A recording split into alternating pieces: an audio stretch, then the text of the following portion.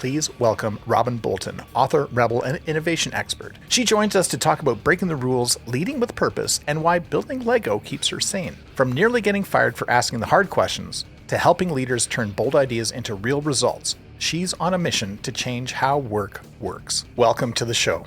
This episode is brought to you by my book, Brand Jitsu. Move your brand from meh to memorable. Brand Jitsu is the battle-tested method I've been using for nearly 20 years to help artists, entrepreneurs, and businesses find, shape, and share their stories so everyone gets it. And where do you get a copy of this amazing book? Glad you asked. Head over to brandjitsu.com to order a signed copy, or get it at Indigo, Chapters, Kohl's, Barnes & Noble, or head down to your local independent bookstore and ask them to bring it in. Welcome to the Rebel. I'm your host, Michael Dargie, and somewhere around the world, we're going to find out where is Robyn Bolton. Robyn, how the hell are you? I am great. I am in Boston, and it is exactly the kind of day you would expect for Boston at the beginning of the year. You know what? I do not know what to expect in Boston. So overcast, cold, and windy. Oh, But no snow. No snow. So we'll like take that. none on the ground? None on the ground, amazingly. Wow. All right. So a gray day. Yeah. Outstanding. Well, say hi to Boston for me. Maybe have some chowder. Yeah, some chowder. Absolutely. Some lobster chowder. Some lobster chowder. Very nice. So, Robyn, just catch us up. What is it that you do in the world right now today?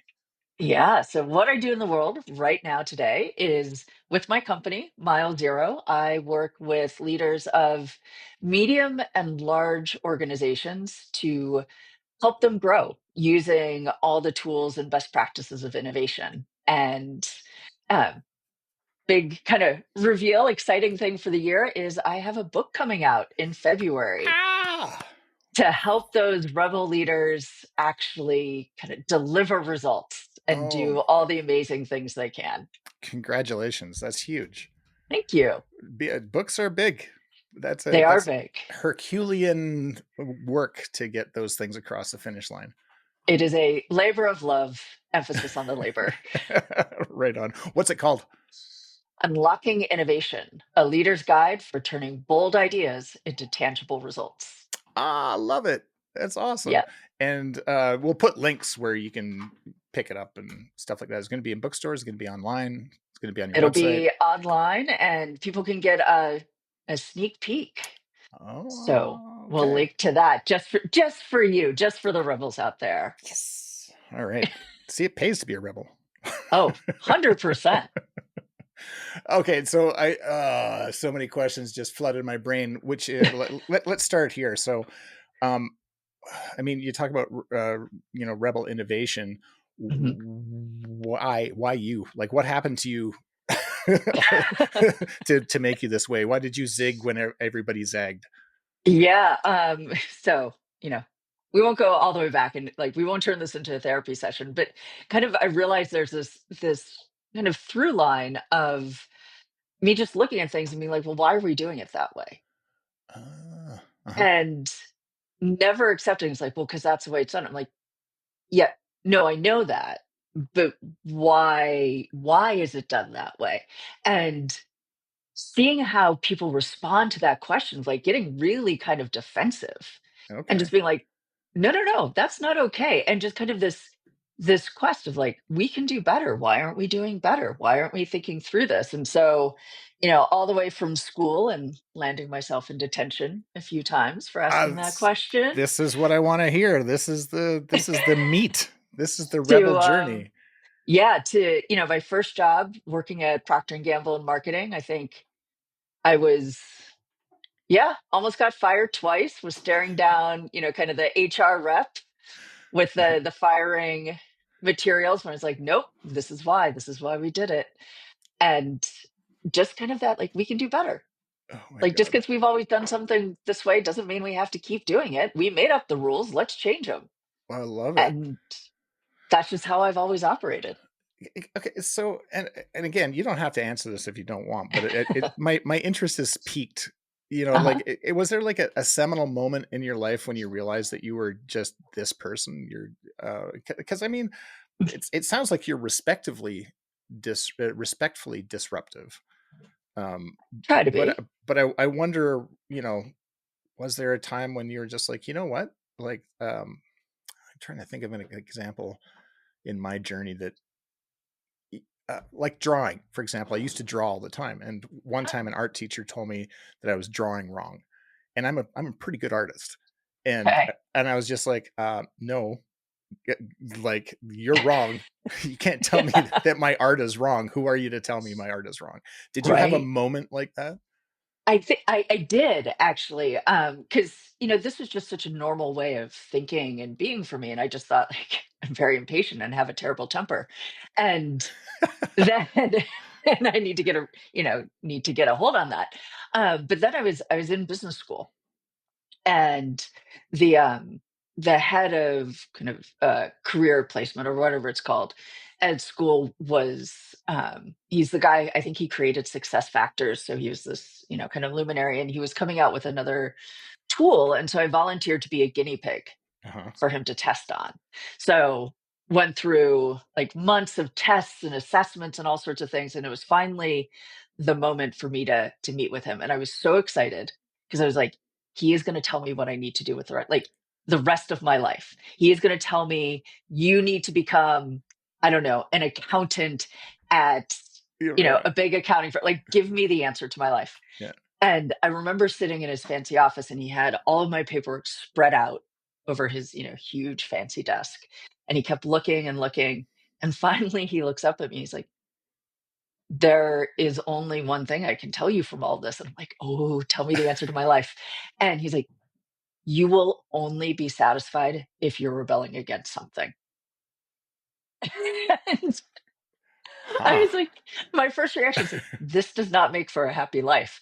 Um, this is not the answer I wanted. No. But then I realized like that was true. And that kind of looking back, I'm like, I guess that's always what I've been doing was kind of questioning the status quo. And Yeah. when I'd finally break through and make change, like that's when I was the happiest. And so, I Huh. kind of took that to heart. And in those moments, I still resisted it, but in those moments where I'm like, what am I doing? Like, why am I making life harder for myself? It's like, oh wait, this is the key to my happiness. Keep going. Wow. That's kick ass. Yeah. I love that you thought that there's going to be like this. Here's your tab A and here's slot B. You know, Yes. welcome to life. Yes. I just wanted the answer. Like, just tell me what to go do and Yeah, I will do it. And it was like, no, you just will rebel against everything. I'm like, oh, love okay. it. Well, I mean, talk about authenticity. Yeah. Right Yeah. on. Oh, okay. What is this a leader's guide for turning bold ideas into tangible results? Yeah. Um, can you give me an example of like how you would do that? How you turn a bold idea into a tangible result? And I'm not looking for like I just want to know what that feels like. Yeah. So, I mean, I've been really fortunate that I've worked with a lot of great leaders who've done that. And the first thing, and you spoke to at the very beginning, is being authentic and knowing yourself. There's a great quote from Whitney Johnson, who wrote "Disrupt Yourself," and I'm going to misquote it, but it's basically like disruption is starts as an inside job. Yeah, And well you done. have to know yourself and what you're willing to do and what you're not willing to do before you can do anything with any idea in any organization. Right. And so the leaders that I've worked with who've been really, really effective have taken the time to say, okay, what am I willing to do and am I not willing to do? And some of those answers are like, I'm willing to get fired.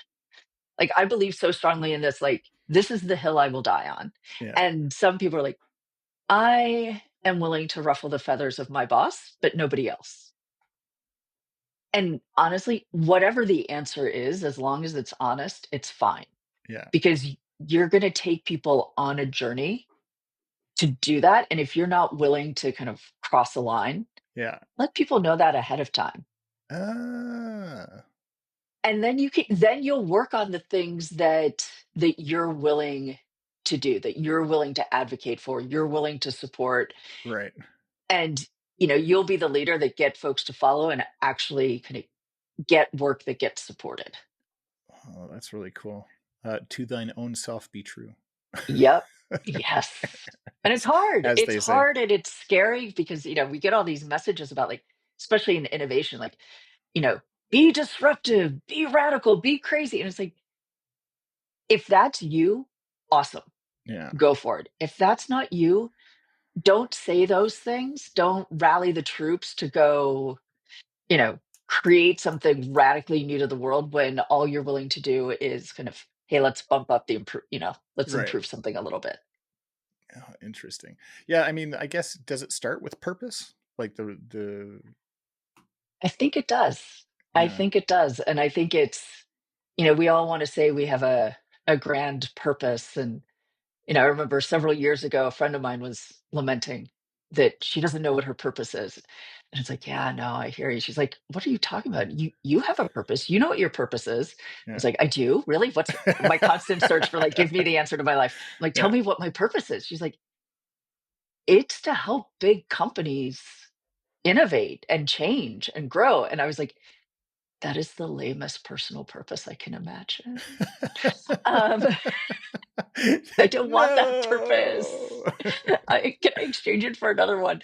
Yeah. But again, it kind of goes back to, um, you have a purpose and, it's we can do better. Let's do better. Right. And it just kind of manifests in certain ways. But yeah, you have to have a purpose. Love it. Um, talk to me about Boston. Uh, Yeah. like, I mean, you don't sound like you're from Boston. I am not, but I do actually say chowder. And I'm waiting to say I gotta go park my car, and then it's over. Then it's over. No, no, no. I grew up outside of Cleveland, Oh, so okay. native Ohioan. Grew up outside of Cleveland. Went to school at Miami University, which is in southwestern Ohio. Went to work at PG. So spent you know the the bulk of my life in Ohio. So I have my Midwestern twang, and I actually credit. Um, a little bit facetiously, but also honestly, the fact that I grew up outside of Cleveland, into kind of helping, you know, turn me into the person I am today, because Cleveland is Right. the butt of every joke. And so you get a tough skin. Yeah. I am a diehard Cleveland Guardians fan. They have the longest streak of not winning the World Series in Major League Baseball. I I didn't even know they had a stead team. Yes. Well, there you go.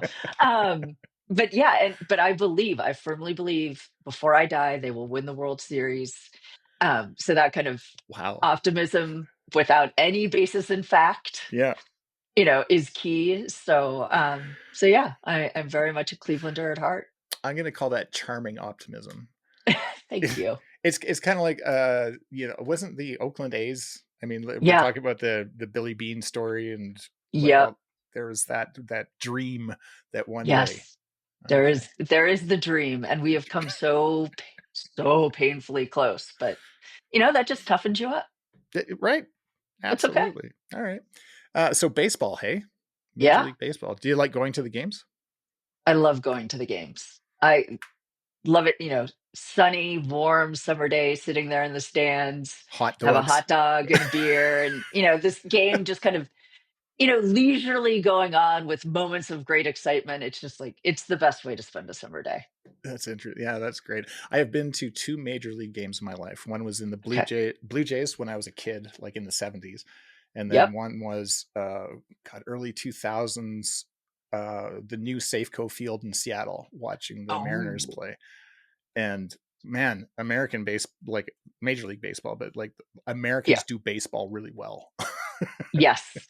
It is our game. Uh-huh.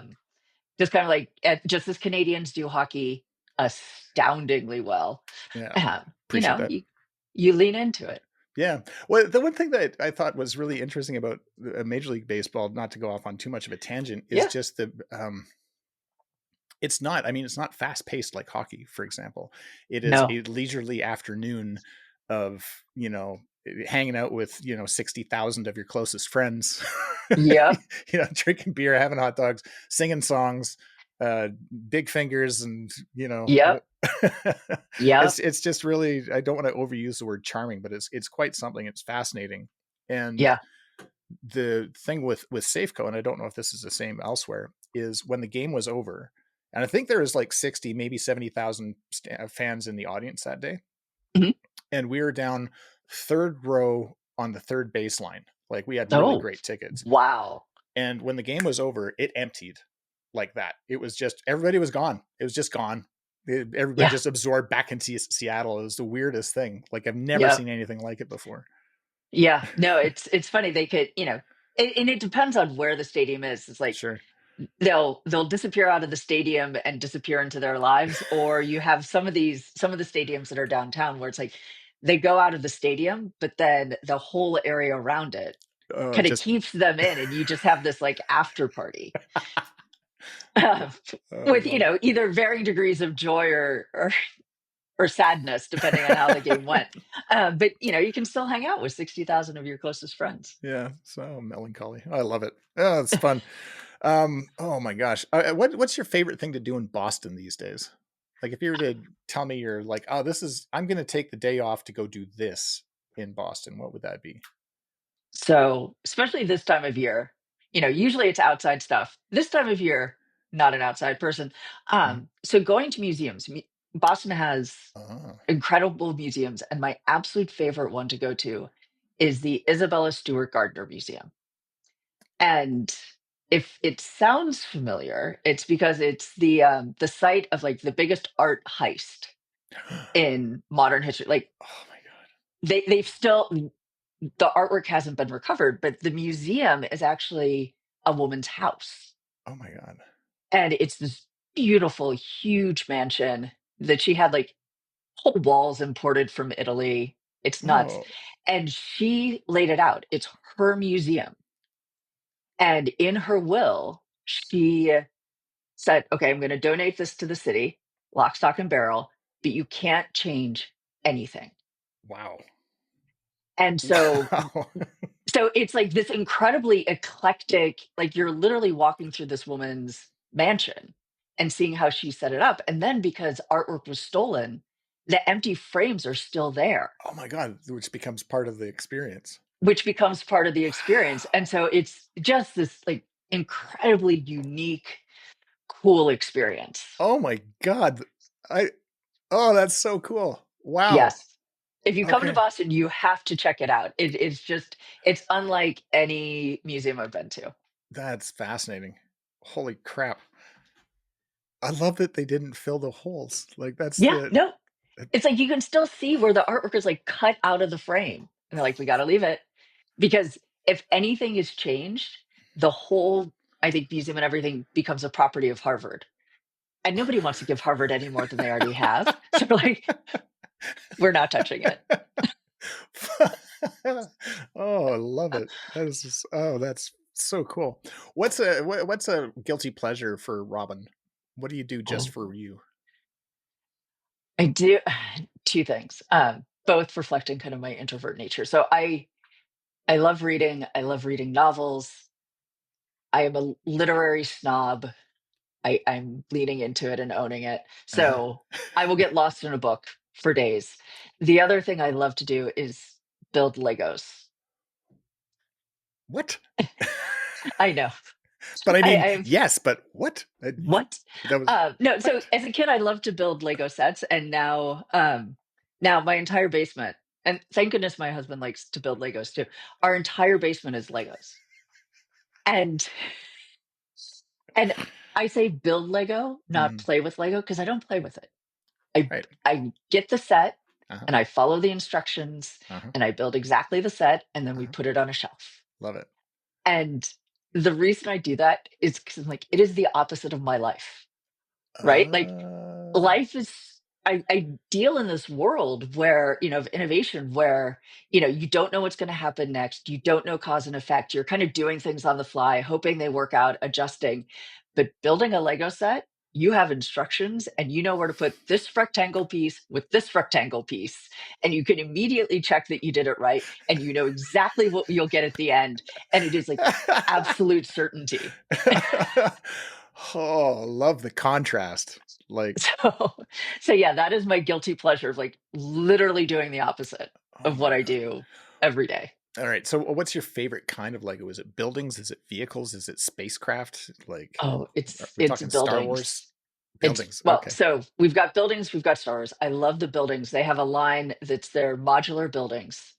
And, one comes out of year and they're incredibly detailed and they essentially come with these stories. Oh my God. So there's one that's like, I think it's a pool hall on the bottom with a detective office on the top and a bank, and that like sugar is outlawed in Legoland. So they're on the case of the donuts, and but there's like money laundering going on with the laundromat, going through. And so it's like everything's incredibly detailed with these very, very charming stories.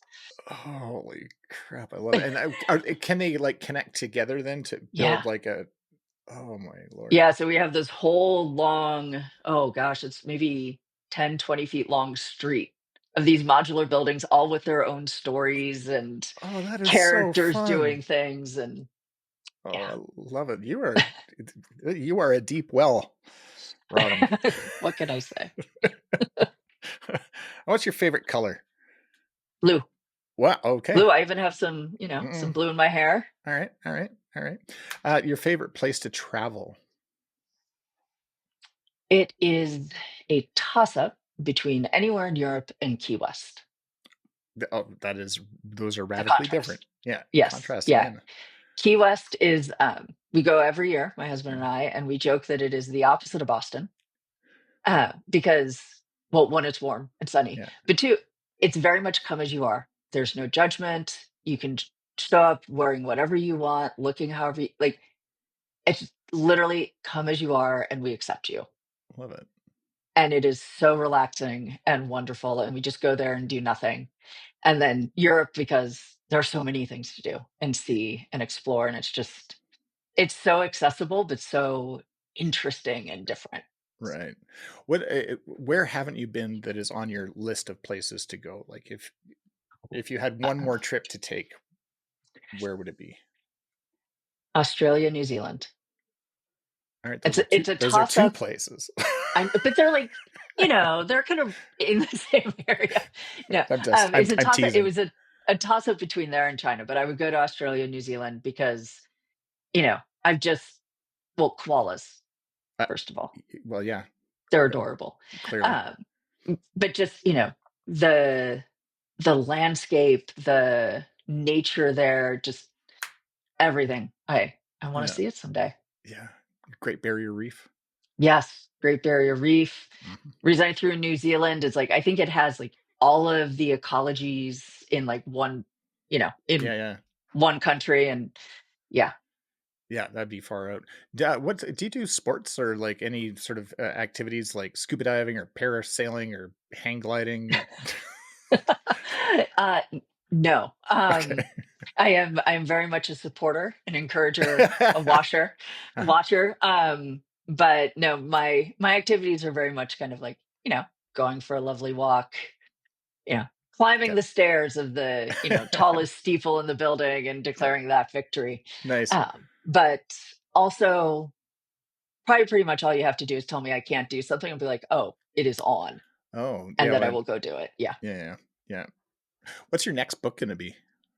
Oh, my next book.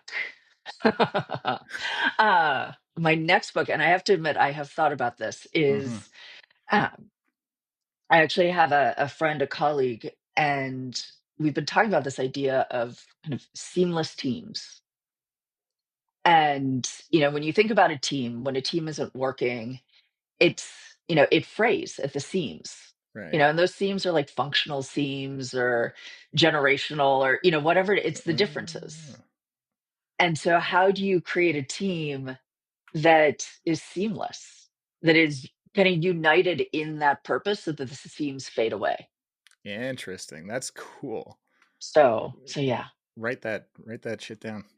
we're we're working on it slowly but surely. That's awesome. Who's your favorite author, and what's the book that you go back to all the time? Self-proclaimed book snob, literary snob. Self-proclaimed book. I do love Margaret Atwood. Oh, wow. All right. Yep. Yeah. Yep. Nice. Margaret Atwood, obviously Handmaid's Tale, but anything else she's written is just it's so powerful. It's so um perceptive. It's just, and her writing sticks with you. Hmm. It's kind of Yeah. that thing that, like, especially the Handmaid's Tale. Quick story. I read it when I was in grad school, and I was reading it. Okay, I have to confess, I went to Harvard Business School, so it's during Christmas break. I I'm on a trip to Egypt that the school organized. I know. Good. That's why I Wow. say I like, Yeah. All right. and I'm reading the book on the deck of a ship that's sailing down the Nile, because it's our travel day, and it gets to a point in the book where it's talking about the store that churns out prayers, and I realize that it's talking about the Coop, the bookstore in Harvard Square that I live down the street from, and I jettisoned that book to the other side of the ship. Like, I just chucked it out of my hands because I'm like, this just became way too close, and wait, Wow. they're right. This whole thing is set in my neighborhood. Holy crap. And I'm like, okay, that hit close to home. And now I'm going to go get the book from the person I nearly hit with it. But yeah, Wow. yeah. Okay, that's seminal moments for sure. Yeah, that stuck with me, of just like the absurdity of the whole scene. Yeah, no kidding. What's next for you? Like, or is this just going to be it? You're, continue being an innovator, continue Yeah, I building teams, or is there something else in front of you that you're excited about? I think um in some ways this is it for me, which is a weird thing to say, because it doesn't, it feels more like a beginning than an Yeah, end. Because innovation, teams, leaders, like, I care deeply about those things. Like, I care deeply about people and helping them live into their full potential, yeah, as hard as that is, and kind of being there as a support. And I'm experiencing myself, like, with this book coming out in February, like, suddenly now I have to market it and promote it and do all these things, and people say, "Oh, you started your career in marketing. This must be so easy for you." And I'm like, "Look, marketing Swiffer is a way different thing than marketing myself." Oh, for And sure. this book that I wrote, and this thing that I, poured my love and into. So I will tell you, it is a journey. It is a learning journey. Yeah. As you're talking about that and what might happen next, I was thinking, there's no box. You can't see what's in the Lego kit when you're an innovator, when you're building an Yep. innovation company or experience. There's no picture of it for you to. There's No. no. Who knows what pieces you're going to get in the. Yes. Or you're Yep. going to get pieces delivered to you daily or weekly, and you have I no was gonna idea where to say. where to, Or where to someone's gonna put them. show up and just dump a whole handful on you and be like, "Good luck, add It these to it." Yeah. be like, can't wait to see you make this work. Yep. Y Yeah, so I mean, Yeah. there's no finish line, I guess, is the No. thing. It's not like, Yeah. yeah, interesting. And you're just kinda constantly figuring it out, and you're gonna get it wrong. You're probably gonna get it wrong more often than you get it right, and Hmm. so, again, kinda going back to, like, alright, just being self-aware of that. Just when you get something wrong, Yeah, try to figure that out as quickly as you can, and then, change direction. It's okay. Like, even with all the Lego instructions, yeah, I have misassembled things. It's sure. okay. You just pop everything off, find the page where you screwed up, and start again. Kind And of the same thing in life. yeah, I was gonna say, like, there's been times in my life, professionally and personally, when I've just said, you know what, stop. I need to I need to reset Yep. this and this because it's not working. There's too much friction, and Yep. I know when there's friction, I'm trying to force something somewhere. Yep. Yeah, you can, like you said, you can feel it, like, and it shows up differently for everyone, but, like, for me, it's like irritation and impatience of, like, Totally. why is this not working? For other Yeah, people, they get afraid, yeah, for other people. So it shows up differently, but as soon as you kind of start having these, negative emotions, these negative feelings about stuff, like, yeah, it's time to be like, okay, wait, what's going on here? yeah. Call it out. Yep. Far out. Do you do you do like Netflix, or do you go to movie theaters? Like, what's your how do you like to Yeah. consume that? How do you like to consume those stories? So there are definitely definitely films that I think are better on the big screen, that you Yeah. have to go to a movie theater to fully take them in. And those kinds of films are less and less these days. I think the last one I saw in a movie theater was Top Gun Maverick. Because I was like, we are seeing this in a theater. Like, Kind of have to. yes, we have to. Yeah. Dune, I think, would have been an amazing in a theater, Mm. but saw that at home. So, um, I haven't but watched yeah. that yet. I've been avoiding it. Oh, I haven't read the books. I know Yeah. nothing about Dune, and except that there was like a really cheesy one made back in the 80s or That's the one that something. I saw that, and I was just like, Ye- I got thrown off of the whole Dune universe. Fair. I've Yeah. only seen clips of it. I'm like, this was not a good idea. Yeah. But the new Dune that came out is just it's beautiful and it's stunning. And Villanueva, the director, he made Sicario, he made Mhm. some of these other really amazing movies that are just breathtaking in their look. And so it's a sight to behold. I love that you cite the director. Yeah. That's that's that's lovely. Yeah. It's his vision. Yeah. Credit Oh, to him. that's great. Um, oh man, I could talk for hours about all this stuff. I Um, know. there's these people in the world. We Hmm. call them rebels in waiting, and Okay. these are the people who are maybe about to innovate. They're thinking about innovating. Maybe they're scared, or maybe they're experiencing friction, and they're like you and I, and they're getting annoyed, and Yep. they're about to either blow something up or introvert in a way that they're gonna put their hard shell up. Yep. What advice would you give to these rebels in waiting to help them take that next bold step into rebellious innovation? So first, figure out figure out why you're feeling the way you are, why you're irritated, why you're, you know, afraid, why you're pulling into your introvert shell.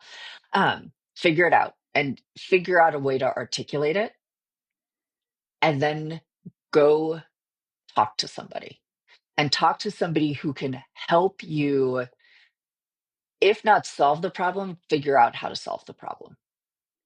Because, you know, the problem, whatever that tension is, it's there because, a lot of people have fed into it, willingly or unwillingly.